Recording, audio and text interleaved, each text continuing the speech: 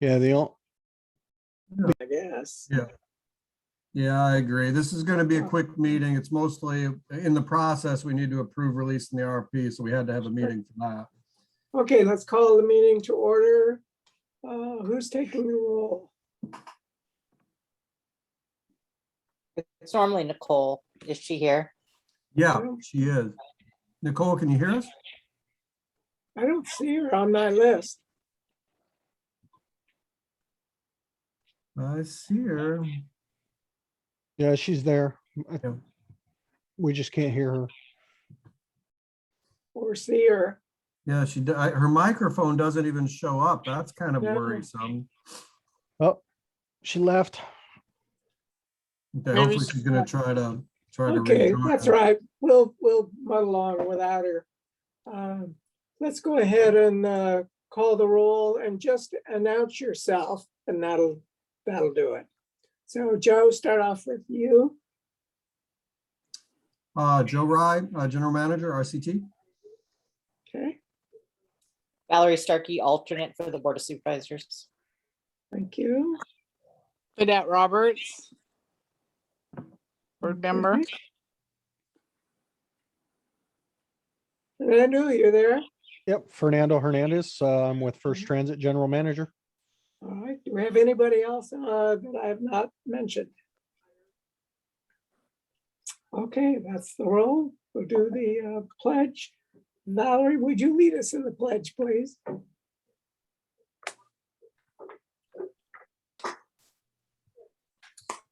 I pledge allegiance to the flag of Flag the United of the States United States of of America America, and to the republic for Republic which which it stands, stands one nation, one nation, under under God, God, indivisible, Indivisible, liberty and liberty and justice justice for all.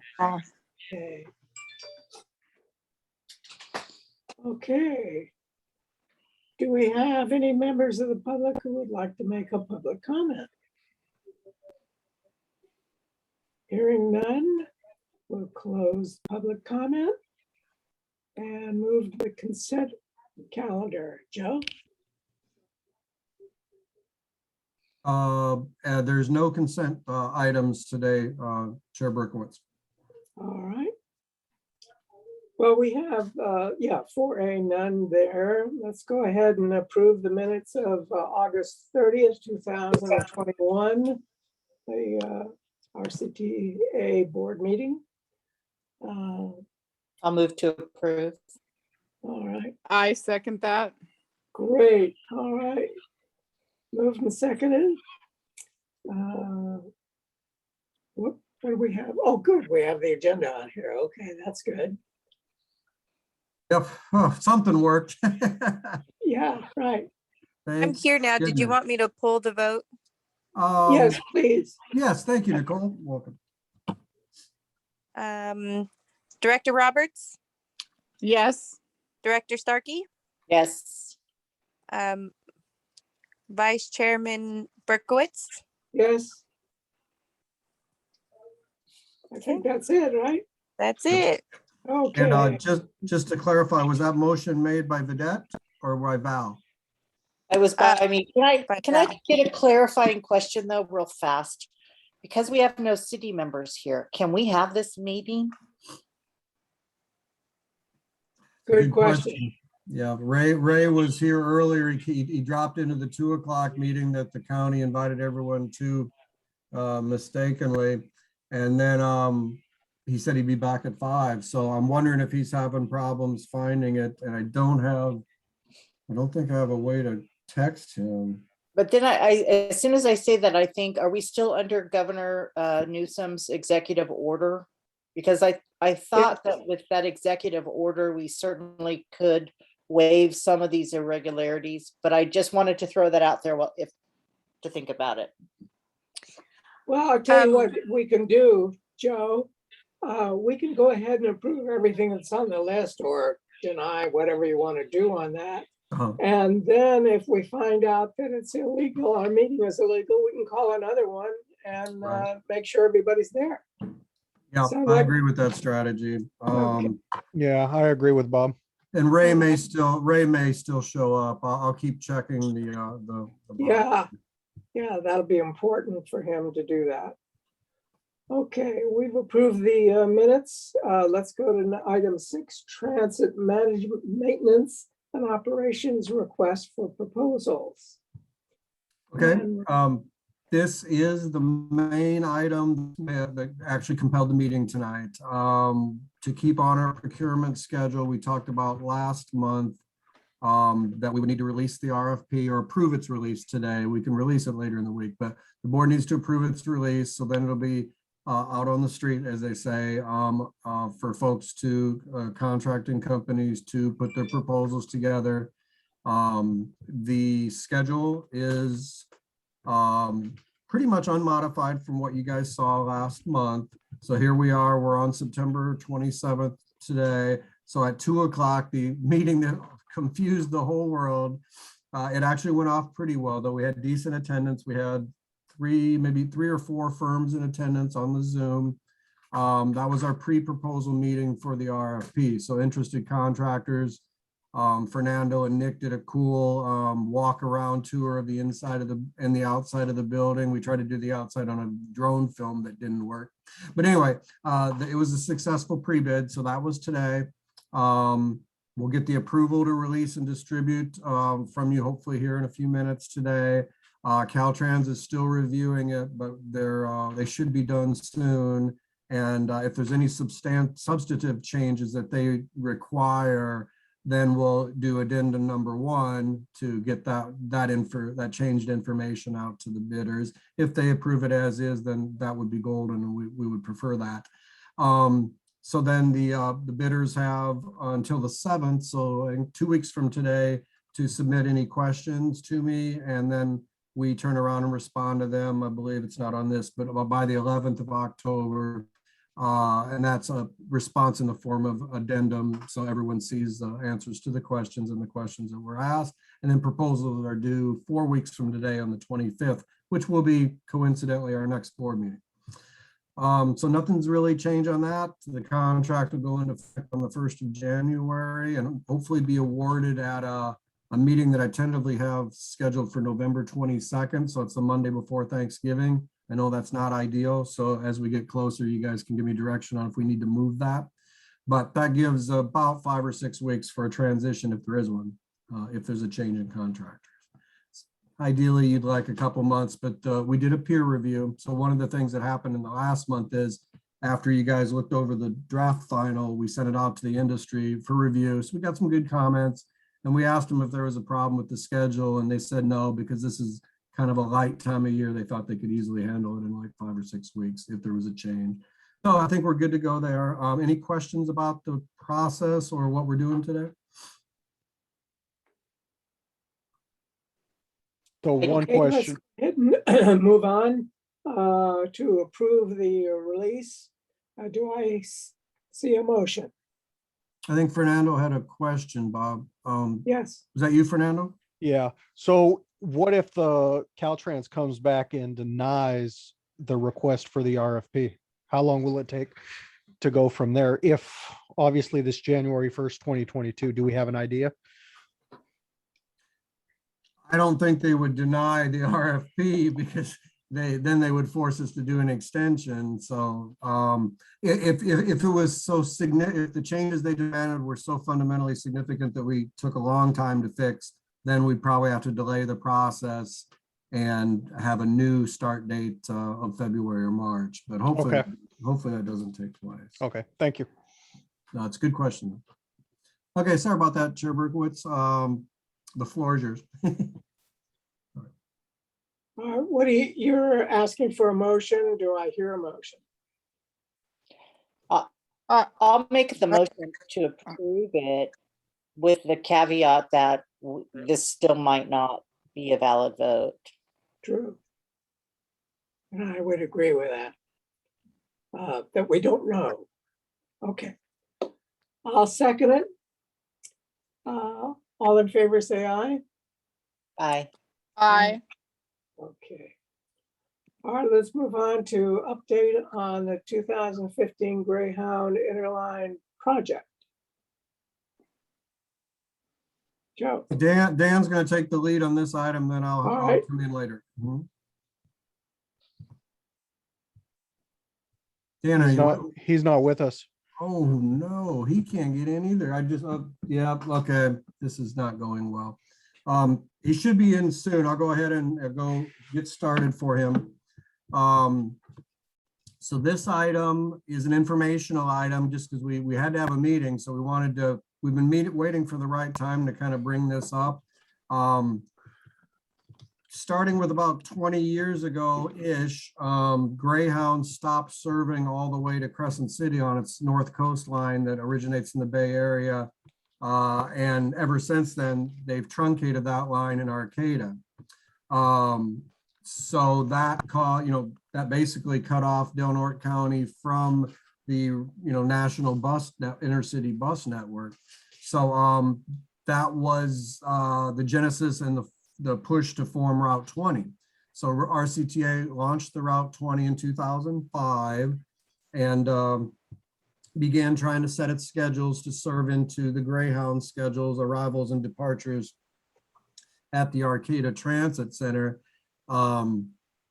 That has been it's been a challenge all along just because the way Greyhound is always scheduled, they arrive very late at night or super early in the morning. So, to cater to the needs of the Bay Area to Arcata folks, not to the needs of folks up in Del Norte.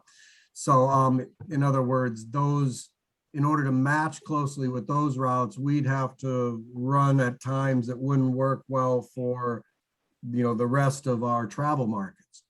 But anyway, as envisioned, the Route 20 was going to be an extension of Greyhound and connect the 101 corridor up to Oregon in Del Norte County. And then from there to the south would be the Route 20.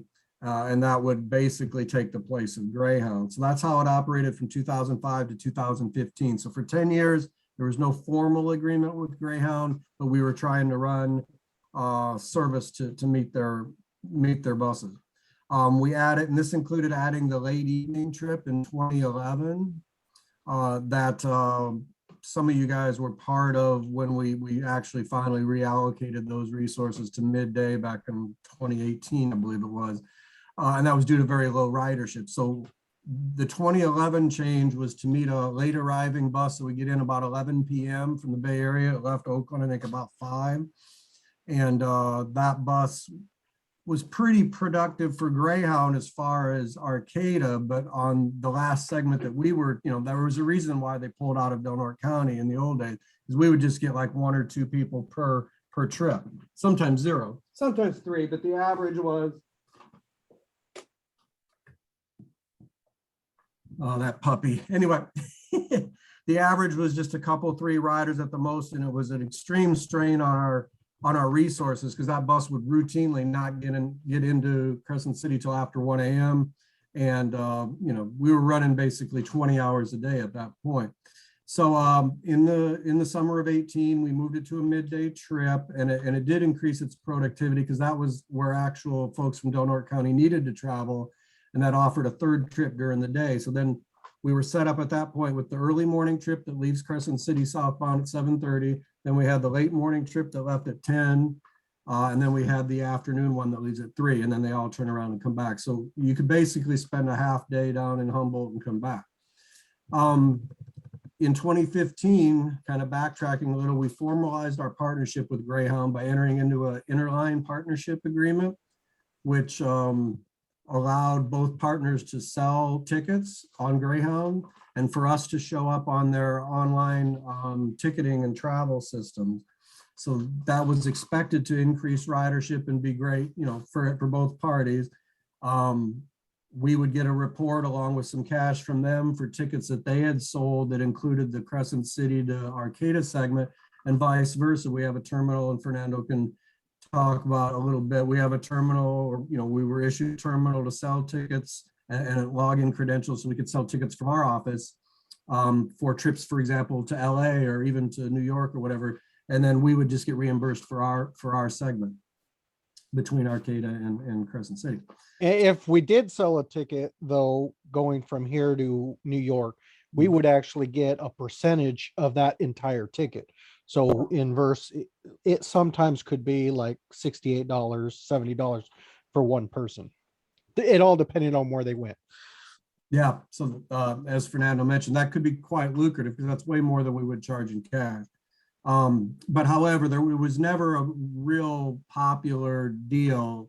The ticket sales, you know, on our end, one of our big things that was sort of hampering us is we don't have a presence down where the people are at the transit center. So folks would have to either purchase online, but then they have to have a way of printing their ticket, or they'd have to come to our offices at the fairgrounds, get the ticket, and then make their way down to Cultural Center to where the Route 20 would pick them up.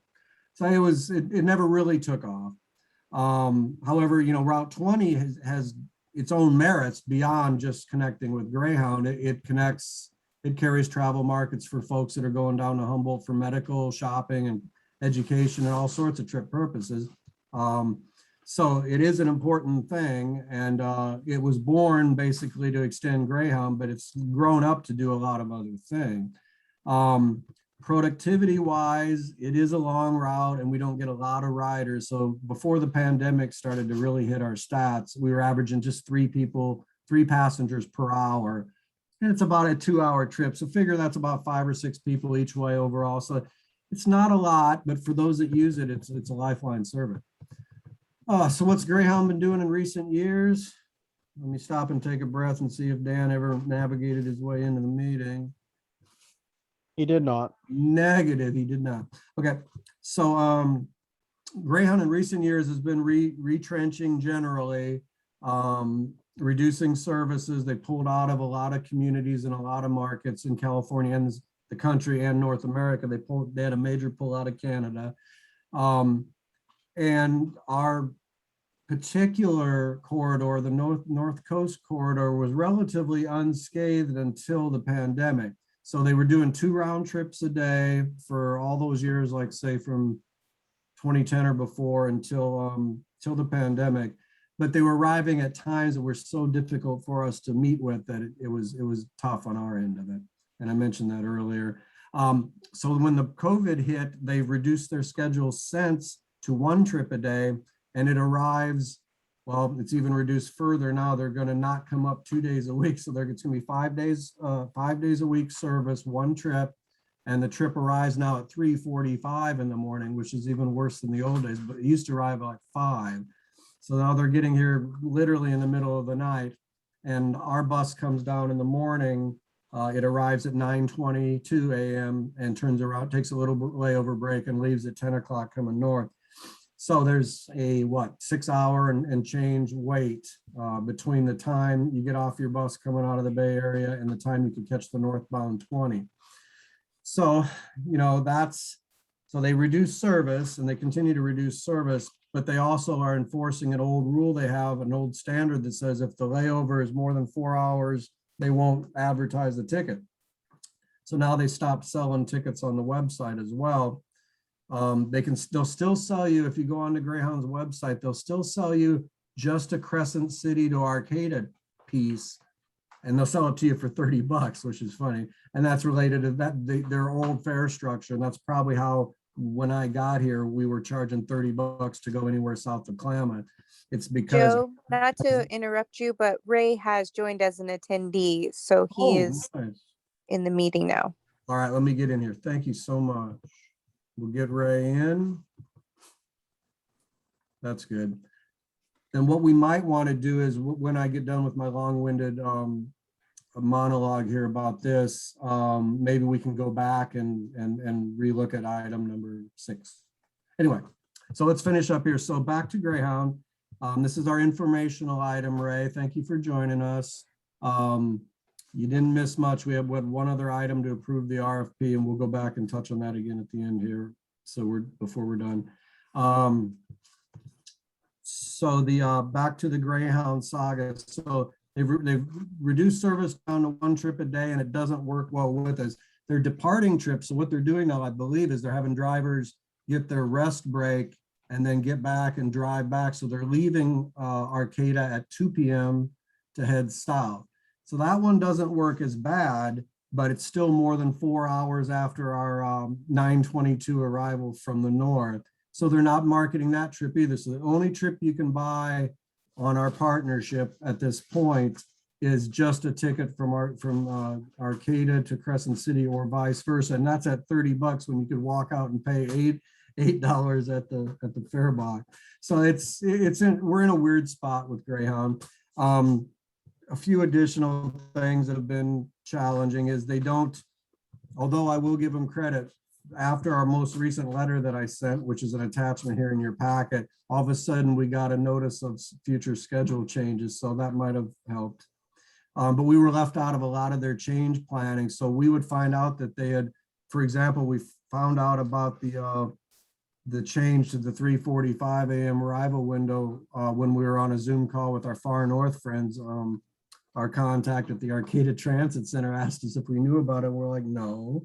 And so anyway, that's how we often found out what Greyhound's doing, because Arcata works closer with them because they do freight and they do ticketing. And so they have a stronger relationship with them than we do. So we would find out about changes via our friends that work at the city of Arcata at the transit center.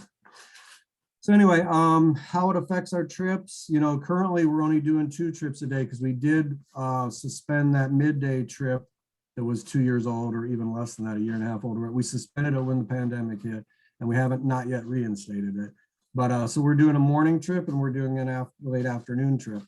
And the morning trip, they're not showing because the layover is too long, and the transit center in Arcata is closed. So when you arrive on the bus from down south at 3:45 in the morning, you can't get in there's nowhere indoors to wait. And, it's fairly sketchy down there right now as far as issues around the transit center. So they won't, but regardless, it wouldn't matter if it was in Beverly Hills. Greyhound won't show that connection if there's not an open waiting area for folks. And I believe it's less than 4 hours. I don't believe it's or 4 hours or less. So there's those 2 standards that they continue to, hold to as far as what they'll sell and what they'll consider a good connection and what they won't. So our morning run does not comply and is not being sold, nor is the afternoon one. It's neither one of them are right now available. We're still getting the occasional check from them for like a ticket for someone that may have went online and bought the $30 ticket from Arcata to Crescent City, but it's almost dried up. Still very, very few people are doing that. So we reached out to them, asked for, what can be done to fix this partnership and to help us out on our end. And we are scheduling some sort of Zoom with them next week. They were busy. They couldn't do it before the board meeting, but we did see improvement. At least we were on their list about service changes. They sent out an email this afternoon.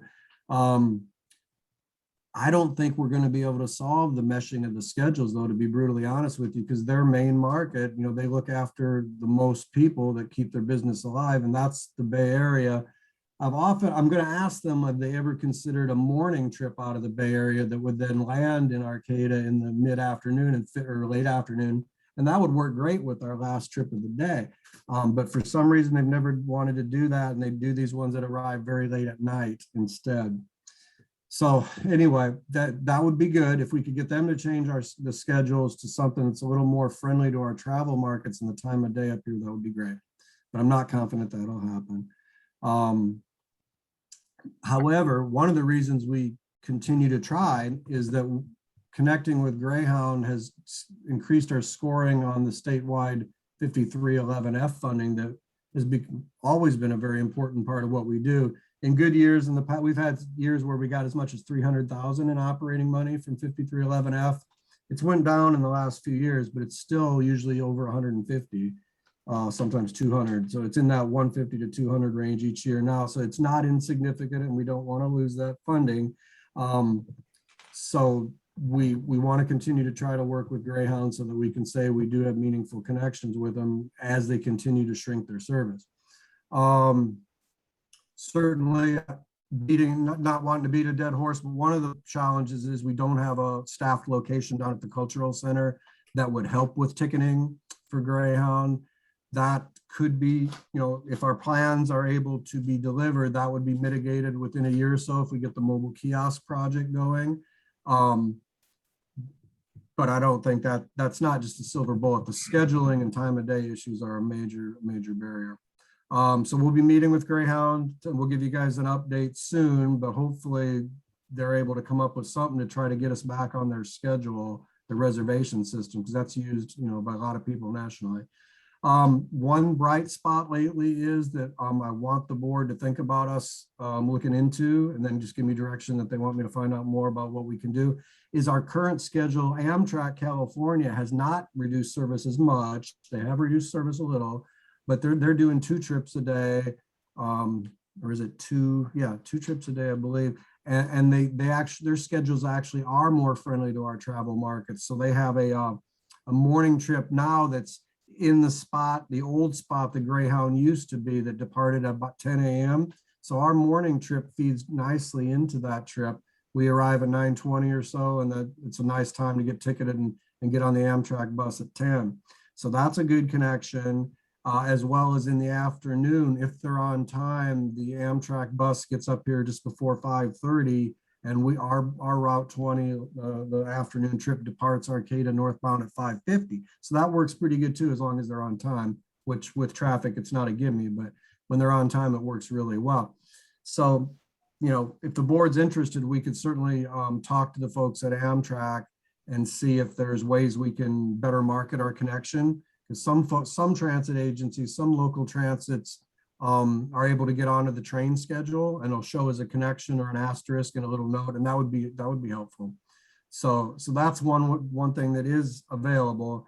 And then the last paragraph here of the 3rd page, it talks about the longtime prohibition that Greyhound lobbied for and got, that keeps folks from using the Amtrak California buses unless they have a rail segment on their ticket. So that's a real damper. And I was talking to Tamara about this today. She also wanted you guys to know that she's concerned about this, and she wants to work, if there's any way we can work with our legislators and CalAct and CTA and stuff to try to get this lifted. But what this restriction does is if you don't have a train segment on your ticket, it won't sell it to you. So if you go on Amtrak's website and try to buy a ticket from Arcata to, say, Santa Rosa, which is all bus, it's not an option. You can't do that. And it's from this old prohibition that Greyhound got put in there to keep competition away from them. So anyway, so that's still there, even as they've pulled so much service out of the state, especially the rural parts of the state, that barrier is still in there. So that could be something that legislatively we could get relief on potentially. But anyway, that's the Amtrak side of things is a little more positive, but and I'll find out from CalAct. I'll ask around if there's any new traction on getting that restriction, that train only thing restriction lifted, because that would open up a lot more options for rural California travel. Anyway, that's it. So I guess what we're asking is just for discussion, to hear what you guys think about this, and then to ask us to look deeper into it, maybe talk to Amtrak and talk to CalAct and see if there's any traction for a legislative fix to get that train only restriction lifted off of Amtrak, so it can be more of an option for our folks. Now, on the Amtrak, is that the connection that would go from here to Klamath Falls? Is that correct? Yeah, sort of. So that is what you're thinking of. Or That's Medford? Yeah, that's the Southwest Point. That's Oregon's version kind of what we're doing. So that's a bus that's getting money, probably the 5311F money, to connect to the train in Medford and Grants Path. Well, Medford specifically, in Klamath Falls, the trains in Klamath Falls. So yes, it's like that. So we do the same on the California side, and the Point does it a little bit in California, but they do it from the Oregon side mostly. So they're more like us, trying to feed into Amtrak. They also feed into Greyhound, so they do both, like we try to do in Arcata. Yeah, I would think that we would get a lot of customers going from here to Medford, Costco, and other areas. I think this would be profitable for both us and Amtrak. Yeah, I tend to agree with you, Bob. Right now, Southwest Point's only doing 1 trip a day, so it's a little hard to use. So it seems like there might be opportunity for us in the future to maybe look for grant funding to probably the 5311F it'll be a little trickier because it's cross-border, but if we could get that, maybe we could do a trip and they could do a trip, and together it'd be a more usable service. Because right now they have one trip a day. It leaves, on our end, it leaves Cultural Center at like 11:30, I believe, just before noon. That is correct. Yeah, it gets over there mid-afternoon. So I think there's room to do an earlier morning trip. They used to do morning trips, then they changed their schedule and now they go midday. But yeah, that's possible. We would need to collaborate and plan with the Southwest Point folks, which we do have a relationship with. We have quarterly meetings with them, you know, not to infringe on their territory, but yeah, to try to help them because they probably don't have funding for a second trip either. So that's possible in the future. Yep. I agree that there's market in that direction for sure. Okay, so what do you need from us? Nothing. It's just an informational update. Just wanted to hear how important Greyhound is to you guys. And if you want me to pursue the Amtrak partnership to see if there's any, because we are connecting well with them, to see if there's anything they can do to help market the service, or maybe, I'm not sure, maybe even show us on their reservation system. Sure. All right, anybody else have any input or questions, comments, whatever? Yeah, this for that. I think it would be a great thing to try to get something done with the Amtrak and with the Greyhound, to work something out. Maybe they would tweak their hours if we tweaked our hours a little bit, something like that. Anything You know, that'll help us out. And I also think that All right, anybody else? I'm hoping that somebody will look into getting that restriction with with Amtrak lifted, because that would be a service and to get us to the Bay Area. So if Tamara's on it, I feel confident that it'll get done, but it would be nice to see that happen. yeah, and I kind of want to clarify that. I think Tamara is on it and supportive. She wasn't real aware of it. Her and I just talked about it today, and she was mad about it. I mean, it really is like these guys are limiting rural transportation just to protect their bottom line, and then they pull out of the area anyway. But yeah, so let's get before we could approach a legislator or really get going, we got to see where the associations of like CalAct and CTA might be at, and then get all the facts and come back to you guys. And then maybe we can work with Tamara to get an audience with the senator, assemblyman. Okay, let's take into account Raymond's here. Yes. Let's go back, Joe, and see which approvals we Actually, need. I Sure. text Autumn, our attorney, and she said that as long as we had a quorum, we didn't have to have one from the city, one from the county. She says, as long as you had a quorum, which we do. So I just got the text. I just was shot it to Autumn to find out. Thank you, Valerie. That's important. All right, now that we don't have to go back, let's go ahead to item 8, operations report. Fernando, is that yours? That's me. Okay, so operation, we're going great. We have, ever since we increased the hourly rate, we have a gentleman coming in and he's going to start tomorrow. We also have a new fueler washer that we started last week. He's getting the buses cleaned. He's going to be doing the shelters this week. So he's been a very good help for us. And hopefully moving forward, it'll be a lot easier to get drivers in the doors. So I appreciate it. And that's everything we have for the location here. All right. Questions? Okay. Let's go ahead, move to item 9, manager's report.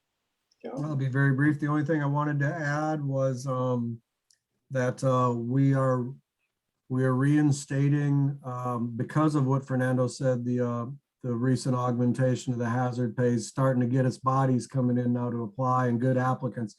So we're going to reinstate the service that was approved for restoration in the summer. We're restoring that. I believe it's October 9th, right, Fernando? Or did we decide to go on the 2nd? We could do the 9th. Yes. Yeah, let's do the 9th because the brochures won't be in town, I don't think.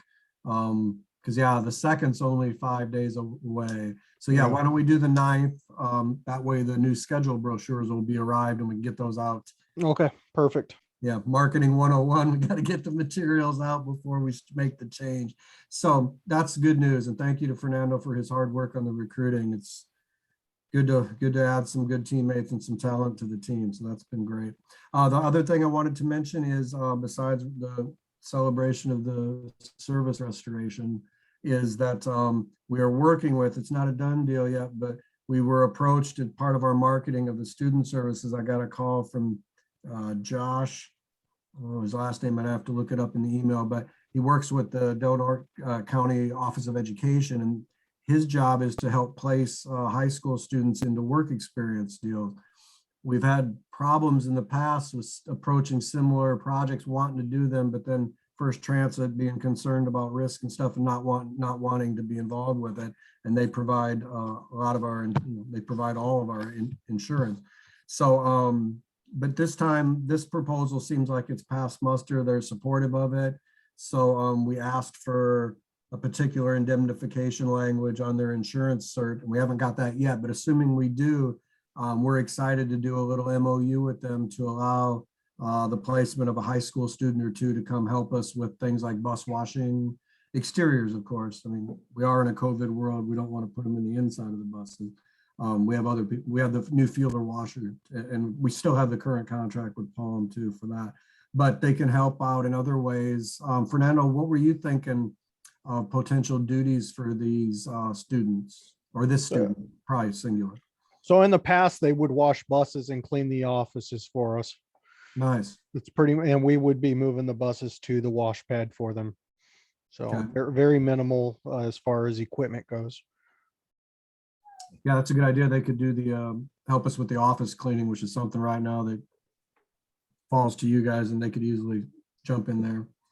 Is there So, any, there that's any all I way have. to get a little bit more enticing though? I mean, I understand, but a lot of times when I think about these programs, I'm hoping that we can get somebody interested in driving a bus, right? And so if all they're doing is the, grunt work, washing a bus, I mean, is there any way to move them into some sort? I mean, if their high school students are under 18, so I can imagine that's an issue, but to Well, really it isn't really the 18. The issue is they have to be 21 in California to operate a vehicle under DOT.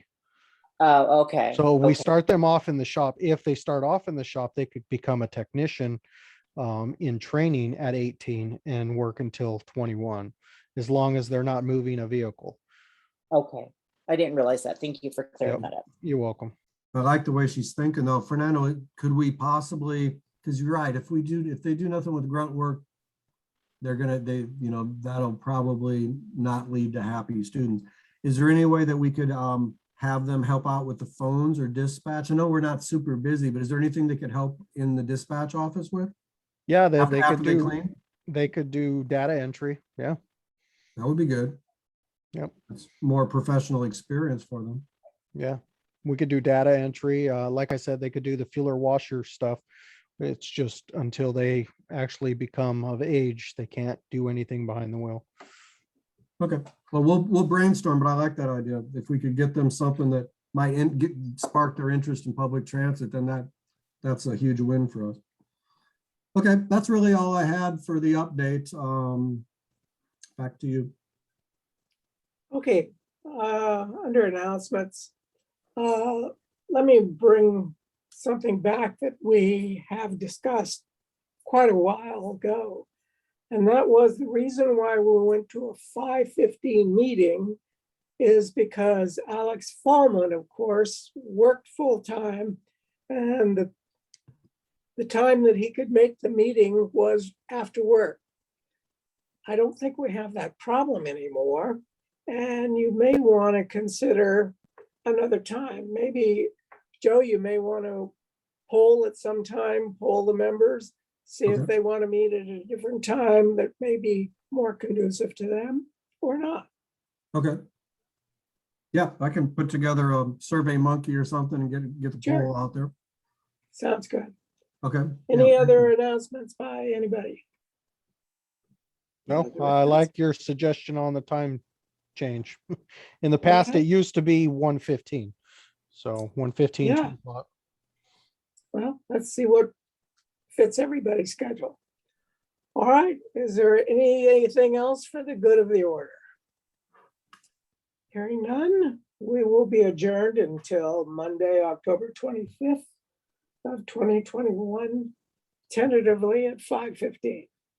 All right, Thank you, Bob. thank Appreciate you it. all for coming. Have a good evening. Thank you.